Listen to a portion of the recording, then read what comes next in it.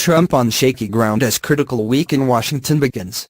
The shortest presidential reset in American history has set the stage for a critical Washington week in which Donald Trump's role and relevance will face perhaps their toughest test yet. Mr. Trump reacted to a disastrous first week of 2018, an imbroglio over an insider account of a dysfunctional White House followed by a graphic public dispute with a one-time top strategist, and a Category 5 tweet storm by mounting an extraordinary public relations drive that included an open negotiating session with both allies and critics, new bipartisanship initiatives, and fresh though contradictory notions about an ambitious overhaul of American immigration policy. And with Stephen Bannon driven into the wilderness, perhaps the presidency had reached some form of stability and normality. Then he described Haiti and some African nations last week as shithole countries, and instantly the reset was reversed and the president reverted to form. This stunning reversal comes just as the U.S. Capitol is girding for vital decisions on keeping the government functioning beyond Friday and keeping young immigrants in the country.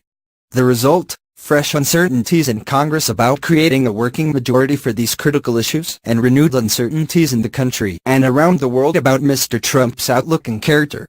The tectonic plates of American politics continue to shift violently, with a government shutdown looming this week. Suddenly a president who is at the center of things by mounting an impressive political offensive finds himself at the periphery and on the defensive at a poignant time, with the United States marking the birth date of the slain civil rights leader Martin Luther King, Jr. on Monday. Many of Mr. Trump's putative Republican allies have scolded him for remarks that they described, variously, as unacceptable, inappropriate, abhorrent and repulsive, and insulting and destructive. Even without the confection and contrition of the brief Trump reset, as with many Trump initiatives, it lasted only a handful of days.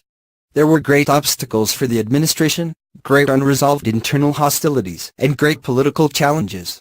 There remains uncertainty about immigration and the fate of the president's vaunted border, while the next hot-button issue on the Washington agenda, central to the Trump constituency, and there remains combativeness inside the White House.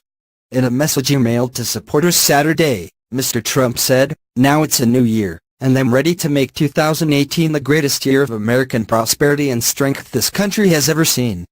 But he faces perhaps even greater obstacles today than when he took the oath of office almost exactly a year ago.